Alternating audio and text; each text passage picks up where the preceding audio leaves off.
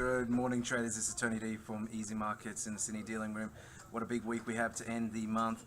A big focus now has changed from politics in Europe to politics in the US as the healthcare bill is on the agenda. This is really important for Trump and whether he can get past his tax bill, which is seen as a bit of a litmus test, the healthcare bill. If he can't pass the healthcare, very unlikely he's going to pass a major tax bill. So Wednesday we get to see the political machine in the US in action. Now, if it does fail, then there's optimism and the risk-on attitude that we've seen since the start here in dollar yen could be unwound. Dollar yen's also getting a lift from speculation that the Prime Minister Abe will announce a snap election this afternoon. There's a scheduled speech. Rumors over the weekend that a $2 trillion stimulus package is going to be announced at the same time. 2 trillion yen, sorry, stimulus package is going to be announced at the same time. Now, this is creating upwards, yen weakness plus dollar strength is a pretty powerful combination for us to resume in an uptrend anyway. We haven't seen so much follow through in the stock market just yet, but definitely they are positive, just not to the same extent as the FX markets. In terms of the euro dollar, under a little bit of pressure at the open, a little disappointing. Merkel in the election didn't win outright, has to form a coalition. Looks like the far right was leaking votes for Merkel in a conservative party, so just form a coalition, should be done, but does create a little bit of uncertainty in terms of the euro outlook, given that her mandate is not as powerful as it could have been.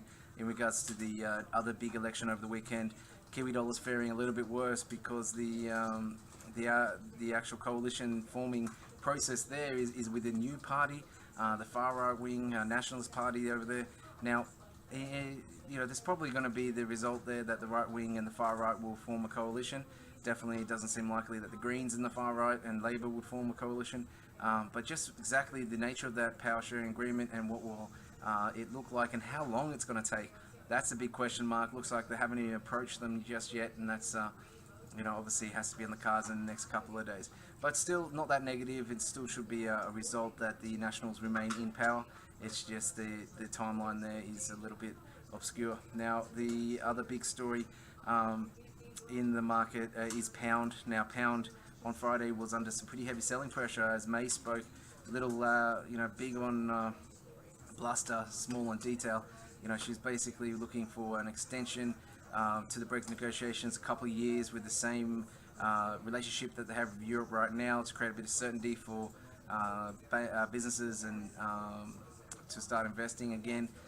But the concerns is that some of the major sticking points on the negotiations still haven't been breached, namely how much Britain's going to be paying to remain in the EU institutions.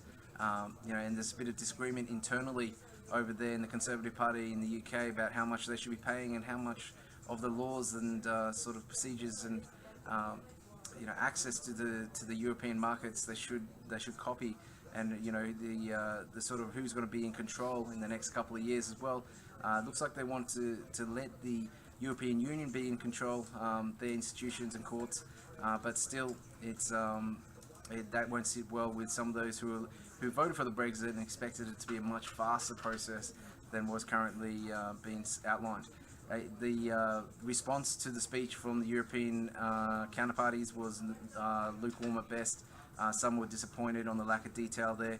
But the major sticking point really going forward is whether UK can get that extension and exactly how much the bill is, the Brexit bill is the big sticking point there. Ranges from 20 billion a year to 60 billion, and obviously a fairly significant difference in those two numbers. Alright, traders, we'll be back tomorrow with a bit of an update there on how the market fares and what exactly is announced by Abe this afternoon. It is likely to expect to be a snap election, but dollar yen's reaction to that and the rumoured stimulus package is going to be key. The highs that was from the previous rally around about 112.70. Above that, we have key resistance at the 114 level, which you can see on the weekly chart has not been broken so far this year, or since way back in January and February. Alright guys, trade safe.